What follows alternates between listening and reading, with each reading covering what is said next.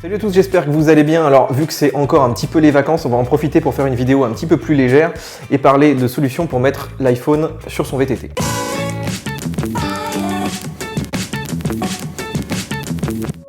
Voilà, donc l'idée de cette vidéo, c'était de vous sélectionner un certain nombre de housses à moins de 15 €. Là, j'ai pris sur Amazon qui s'adaptent donc sur les VTT, qui permettent de voir l'iPhone. Alors, c'est très important pour les applications de cartographie, de compteur kilométrique, etc., que l'iPhone soit bien devant vous, qu'on puisse le manipuler.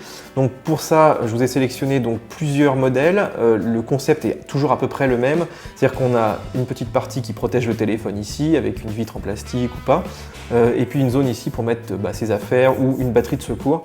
Alors, la batterie, c'est quand même assez important puisque il y a pas mal d'applis qui ne bloquent pas la veille, c'est-à-dire le téléphone finit par s'éteindre s'il n'est pas branché, donc pour ça c'est assez utile. Et puis bien sûr pour l'autonomie, si vous utilisez des applis en tâche de fond, forcément l'autonomie va en prendre un coup. Donc là je vous ai sélectionné un certain nombre de modèles, vous allez voir que les différences sont assez énormes et c'est pas toujours indiqué sur le site. Alors j'ai commencé par acheter donc ces deux modèles là qui sont plutôt de bonne qualité, qui sont pas très chers, qui sont assez résistants. Le système d'attache est l'appareil assez fiable puisqu'il y a quand même 3 scratchs, donc d'ici à ce qu'ils s'en aillent tous les 3 en même temps, il y a quand même assez peu de chance. Il est assez résistant globalement. Il y a donc une petite zone ici de scratch pour attacher le téléphone et puis une zone ici donc pour mettre la batterie.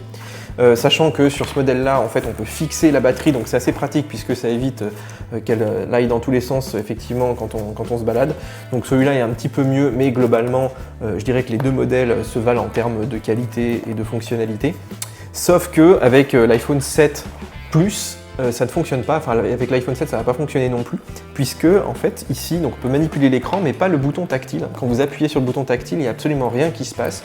Donc c'est assez problématique si on veut changer d'appli, si on veut revenir à l'écran d'accueil, on est obligé forcément donc d'enlever le téléphone.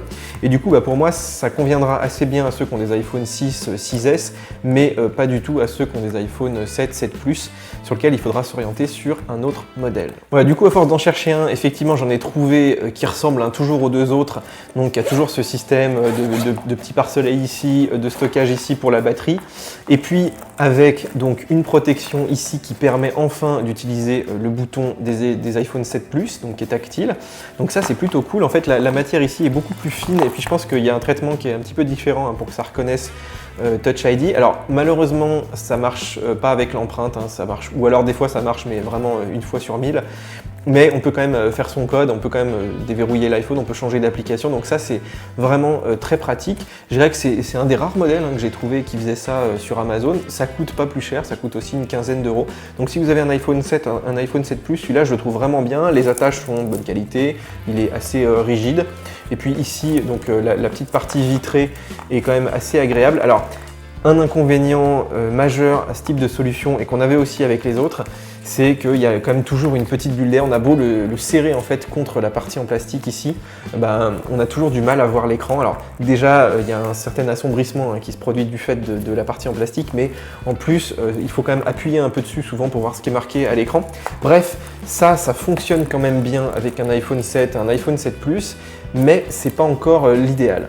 Voilà, alors à force de tester plein de housses, finalement la plus simple et la plus efficace, moi je trouve que c'est celle-ci. Alors ce sera peut-être pas votre cas, mais moi c'est vraiment celle que j'ai trouvée la plus polyvalente déjà, puisqu'on peut mettre des iPhone 7, 7 Plus, si on en met là-dedans, ça se met à glisser dans tous les sens. C'est assez simple à régler, il y a juste une griffe là, et puis ici une petite vis donc pour faire le réglage de la taille. Alors évidemment, votre iPhone va être un petit peu plus exposé aux intempéries, c'est à vous aussi de le protéger avec des housses, avec des petites protections en film plastique, etc. Mais bon, globalement, je pense que ça se vaut. De toute façon, si vous avez une grosse chute, à mon avis, ça fera pas de miracle non plus. Je dirais que l'autre inconvénient de ce système, c'est qu'on ne peut pas mettre une batterie directement, à moins de mettre une coque batterie, mais il faudra mettre une autre pochette à côté pour stocker la batterie. Mais voilà, vraiment de tout ce que j'ai utilisé, je trouve que c'est quand même le système finalement le plus simple et surtout le moins cher, puisque ça vaut moins de 10 €. Voilà les amis, c'est déjà fini. Alors n'hésitez pas à nous mettre dans les réactions ce que vous utilisez avec des liens. Je pense que nous on peut pas tout tester et puis vous serez forcément aussi de bons conseils. En tout cas moi je vous ai mis toutes les housses qu'on a testées donc sous la vidéo, il y a tous les petits liens.